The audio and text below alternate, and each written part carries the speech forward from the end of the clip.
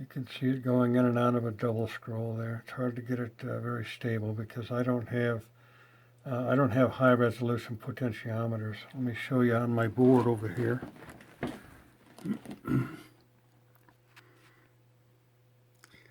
You can see the potentiometers like right here. Excuse me, right there. There's one of the potentiometers, that's screwdriver operated potentiometer, so they're not high resolution. All right, but here's my whole setup, the whole board. This is an Electronics Explorer breadboard. On the left side over here, I've got my negative impedance converter using 2 op amps, and on the right side over here I have got my inductor simulator, again using 2 op amps. And in the middle I have my 2 capacitors and my potentiometer connecting the 2 sides together.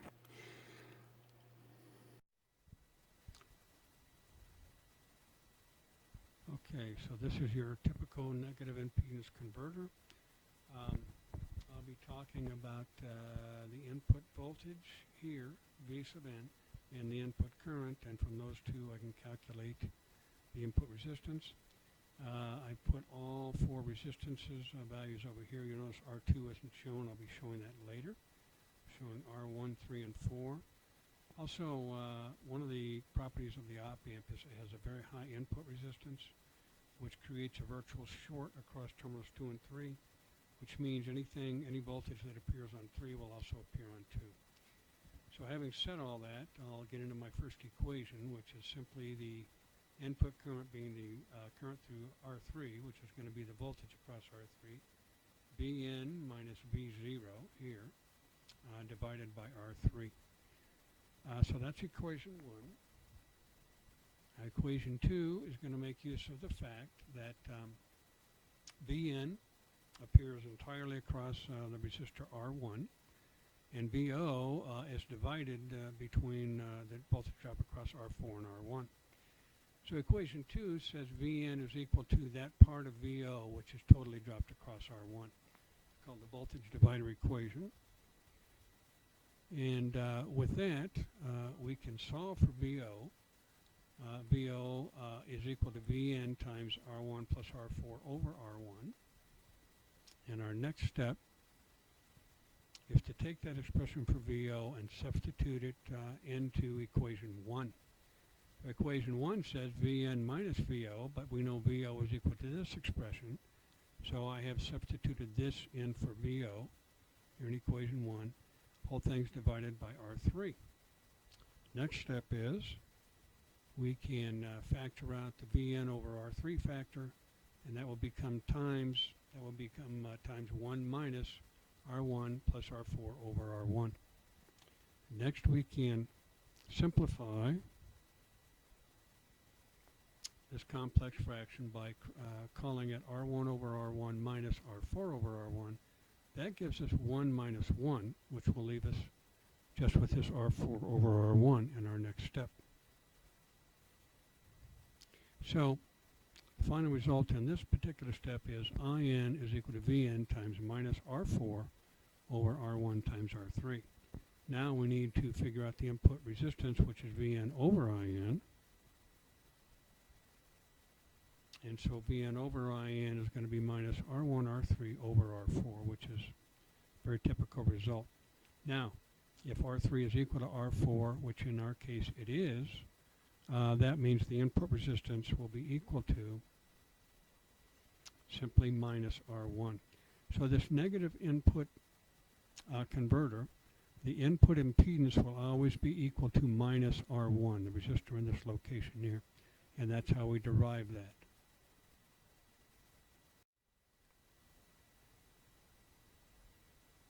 Okay, this is the same negative impedance converter. On this right-hand side, I'm showing a graph that is graphing the input current against the input voltage. And as we showed on the earlier slide, but with the circuit you see right here, the slope of this line, which is going to be the rate of change of the current over the rate of change of the voltage, which that is the reciprocal of the resistance, which should be minus R1.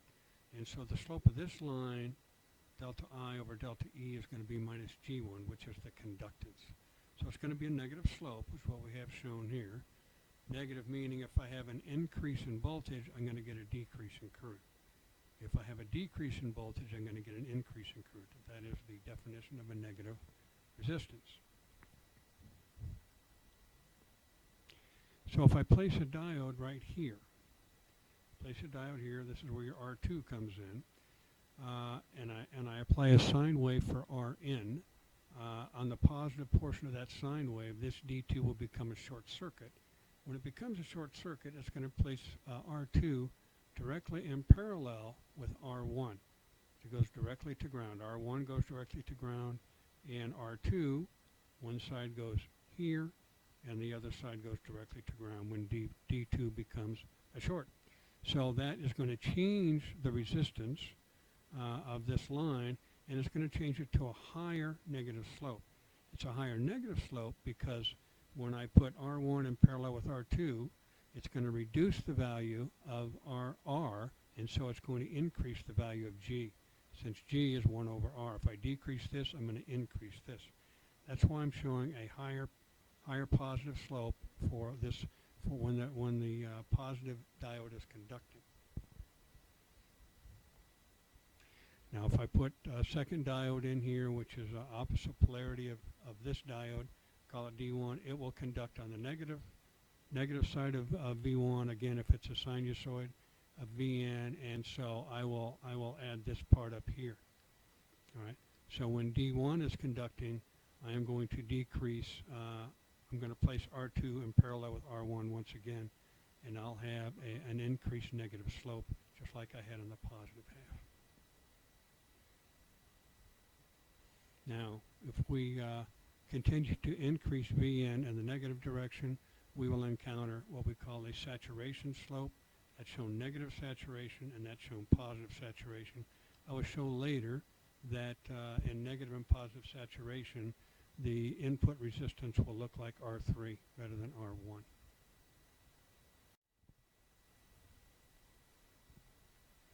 Okay, these are traces from my actual breadboard circuit on a digital oscilloscope. You'll see the purple trace is the trace of the voltage across my positive conducting diode.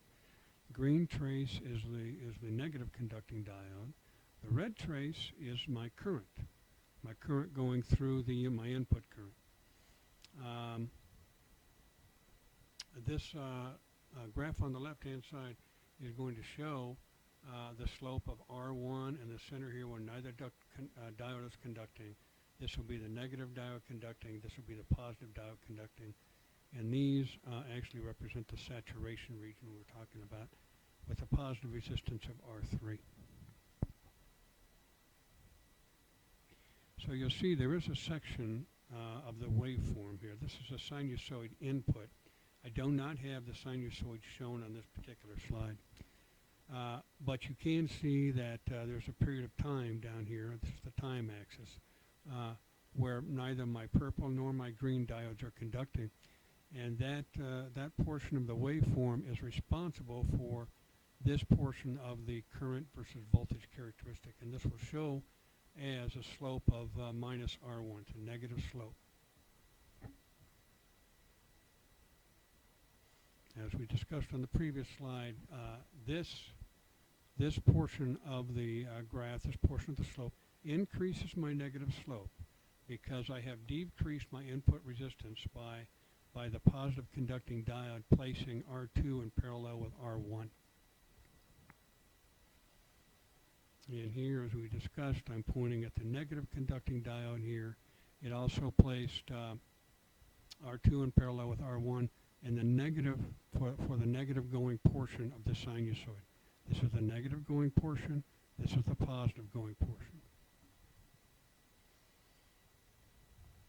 Okay, and as we talked about earlier, the further negative I go, eventually I get into negative saturation, and the further positive my voltage goes, I get into positive saturation. So this should end up being a slope of R3, positive R3. Okay, this is still my negative impedance converter using the dual diode approach, and this is a duplication of the last slide, except I've added a couple of traces. Looks a little busy in here, but you've still got my positive diode trace in purple, my negative diode trace in green, and my current, which shows this peculiar negative resistance characteristic in here. What I've added is the yellow trace, which is my input voltage and my output voltage in blue. So I've annotated these on the side over here, what color which traces are. Supply voltage was 7 volts. Input peak was 5 volts. Input was a sinusoid. You see my input and my output, C1 and C2, channel 1 and channel 2, both on the same scale here. So that shows some amplification from the op amp. You'll also show that my math trace is C1 minus C2, which is input minus output. That's the yellow minus the blue. You see I am going into positive and negative saturation around an input voltage of plus and minus 3 volts. Plus and minus 3 volts. I go to positive saturation and negative saturation, and that's what's causing my positive diode and negative diode to clip. Okay, so I've done a little calculation here on R sub n, which this section of my current versus my voltage is caused by that section of the waveforms where neither diode is conducting. So this, as we know, should end up having a slope of R1. So I've scaled it off here. Each square down here is about 2 volts, so this spans about 1.6 volts, and each square over here is 1 milliamp, so that's about a half a milliamp. If you do the math, you get about 3.3 K, which was negative R1. So that worked out very nicely. And for my positive diode segment here, when the positive diode starts conducting, places R2 in parallel with R1, should get around 667 ohms. And if you do the 2.5 volts over around 3.2 milliamps, you get about 780 ohms. So that slope is right on. And then lastly, we do the saturation slope, and I did this one up here. So if you get about one square is 2 volts, and I got 2 squares in the vertical direction, which is 2 milliamps. That gives me exactly 1 K, which is equal to R3, so that works out very nicely. Okay, in addition to using the dual diode approach, you can also use the approach I'm going to talk about now. And that consists of one negative impedance converter in parallel with another negative impedance converter, and the whole network will create your N sub R. And what you'll have to do to get your IV characteristic on that N sub R is add these two currents at equal voltages. So I'll go over that whole approach in the next couple slides. But giving the values here, R1 through R6, my NIC1 should have an input conductance of about 0.45 milliamps per volt, and N2 should be about 0.3 milliamps per volt because the input impedance should be R3 and R6.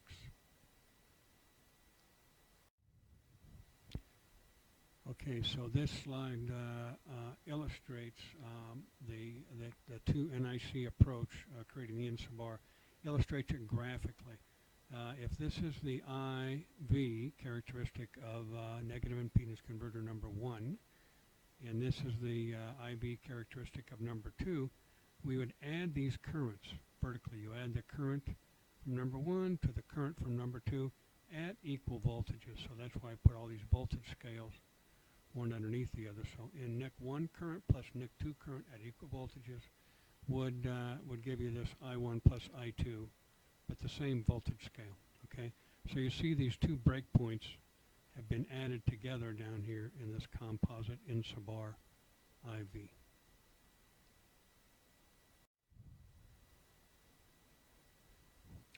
Okay, so this is the negative impedance converter number 1 with the values that I've shown here. I have my inputs and my outputs here. Vn is shown in yellow, and I've chosen a sawtooth waveform as Vn. Vout is shown in purple, and you can see that this region here it's entered negative saturation. This region here it's entered positive saturation, and the red curve is my input current, okay, which is a calculated value shown M1 over here. Current incidentally goes from minus 10 milliamps to plus 10 milliamps, and it was calculated by simply C1 minus C3, channel 1 minus channel 3, over my input resistor R3, which was 220. Excuse me, that was R1, which is 220. So I would like to point out that the input voltage is on a 10 volt scale, the output voltage is on a 20 volt scale. So when my input's 4, my output is 8, so it shows about a 2-to-1 amplification. And the other thing I did, of course, we want to go into this linear region where we're neither in positive or negative saturation. And I want to evaluate what my negative slope is. So it looks like we're about minus 11 volts spanning this direction, horizontal direction, and minus 5 milliamps spanning this direction. So if you take it over to here, that's minus 1, goes up to plus 4. That's where you get your 5 milliamp span. These squares are worth about 2 volts each. So you'll find that this is about minus 5 to plus 6 or something like that, or minus 5.5 plus 5.5. The slope is minus 2.2, which is exactly equal to R3, which is what we wanted.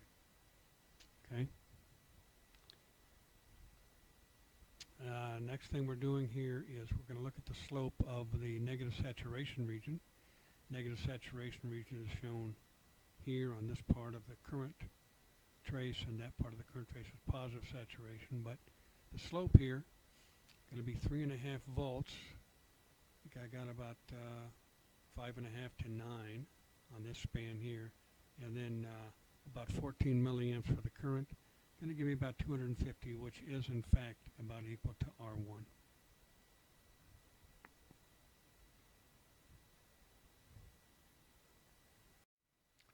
Okay, these are my waveforms showing my negative impedance converter number 2, and let's see, get my first animation here. I'll show you where we're at with our waveforms. Again, I'm using a sawtooth, a 10 volt peak to peak sawtooth, a 20 volt peak to peak. It's 10 volt peak as an input voltage, and the output voltage is traced with this lighter blue trace here. Okay, and it's on a 20 volt scale versus a 10 volt scale for my input. So this shows about a 2-to-1 amplification. When I'm around 4 volts on my input, I'm around 8 volts on my output. And this darker blue trace is a trace of my input current. So if you look at this right-hand trace over here, a couple things you'll notice is my mathematical trace here, which is channel 1 minus channel 2, is divided by 22,000 on NIC 2, whereas in NIC 1 it was divided by 220. And that's going to make my current range quite a bit smaller on NIC 2. It only goes from 1 to minus 1, and it only covers about 1/3 of that span, whereas my NIC 1 went from 10 to minus 10. And of course, we're showing saturation, positive saturation on the output here, negative saturation on the output here. If you look to the right side, you'll see these saturations, and you'll see they're only separated by around 1.5 volts. I go into positive saturation at about 3/4 volt and negative saturation at about minus 3/4 volt. So if you look at the linear region and we do the calculations in terms of the slope of this linear region, I get about 1.5 volts on my horizontal, which is my voltage, about 3/4 minus 3/4 plus, and I get minus 2.5 to plus 2.5 on the vertical scale. That's a milliamps, so that gets me that's 0.25 to minus 0.25. That gives me 0.5. and it should be negative. It's a negative slope. But that does equal about 3,000 ohms, which is what my R6 was, 3.3K. So that comes out nicely. And then the positive slope region, look at that slope. I get about 9 volts, which is on the horizontal scale about 1 volt to 10. That gives me 9. And about minus 0.2 to plus 0.2 gives me 0.4. If we do the math, it comes out to about 21.4. And R4 was 22K, so that's very close as well. Okay, so this is where I add my currents from my negative impedance converter number 1 to my currents for number 2 at equal voltages, and I get a composite IB characteristic for my N sub R that I used in Chua's circuit. You can see the calculations down here. I added the two mathematically, just took the sum of them. And you can see that NIC 1, they had to be on the same current scale, so I put plus 10 to minus 10. And NIC 2, I put on plus 10 to minus 10, but that depressed its amplitude quite a bit. So the significance of NIC 2 is not very high.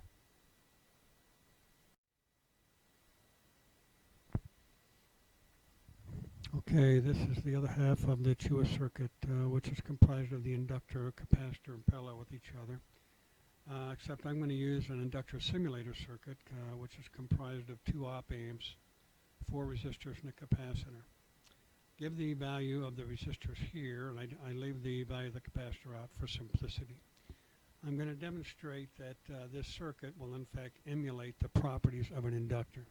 Namely, that the amplitude of the voltage will be proportional to the time rate of change of the inductor current, and the fact that the inductor voltage will lead the current by 90 degrees.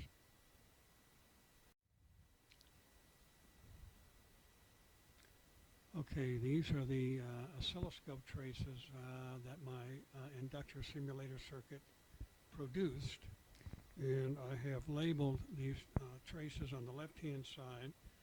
The yellow trace is my inductor input voltage. The blue trace is my inductor current.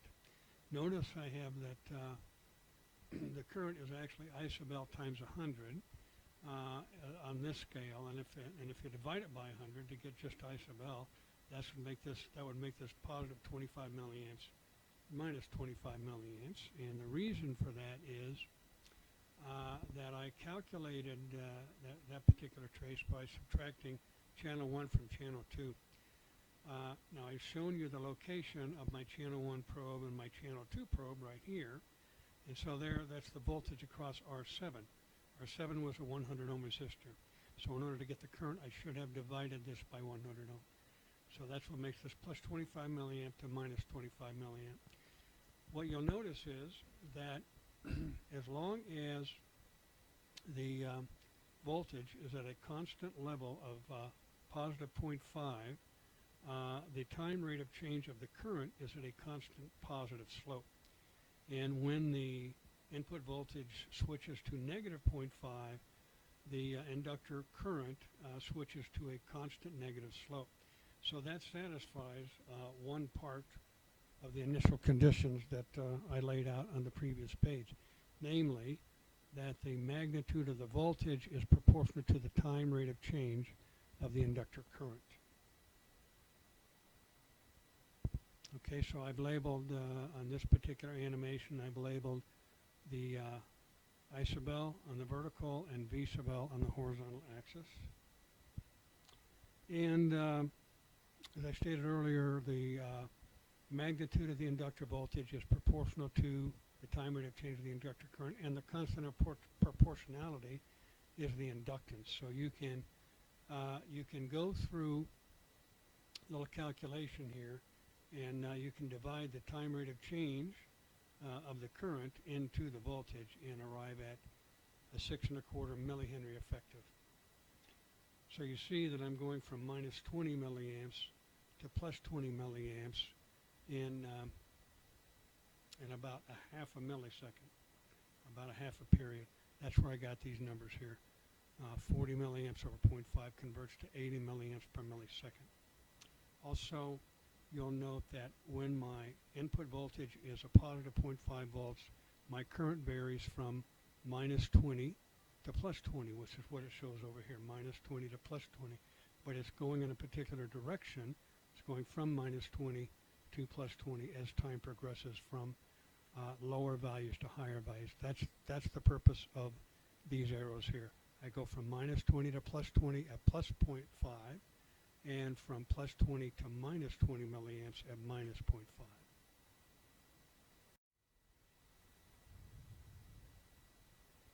Okay, this is the slide, still looking at the inductor simulator circuit, and it's a slide that is meant to illustrate the property that there will be a 90-degree phase angle difference between the yellow trace, which is the input voltage to the inductor, and the blue trace, which is the current to the inductor, and that the voltage will lead the inductance in phase angle by 90 degrees.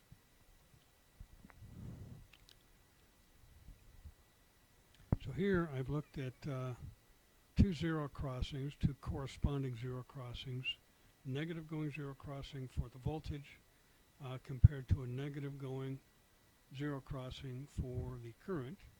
And I'm looking at the time difference that is between those two, and I see each one of these small squares right here is worth 0.1 milliseconds. So I have 1, 2, and about a half of a square. That would be 0.25 milliseconds.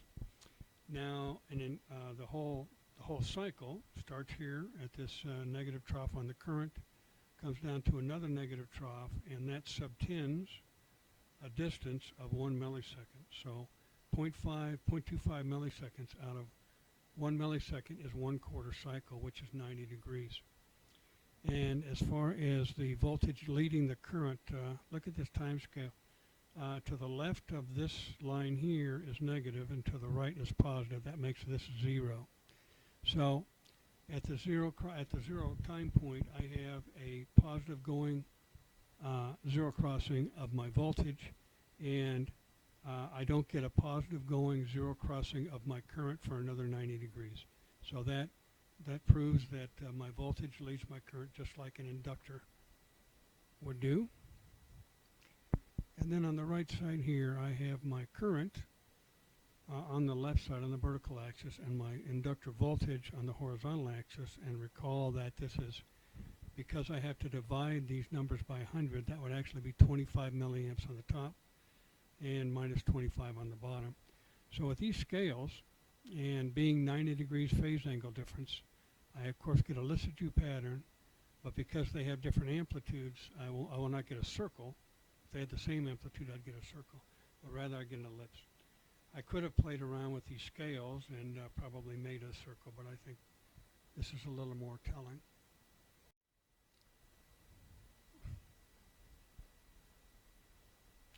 So on this slide, I show the total circuit here, and we've discussed how to construct and design in two different ways this nonlinear resistor, and we've discussed how to simulate this inductor.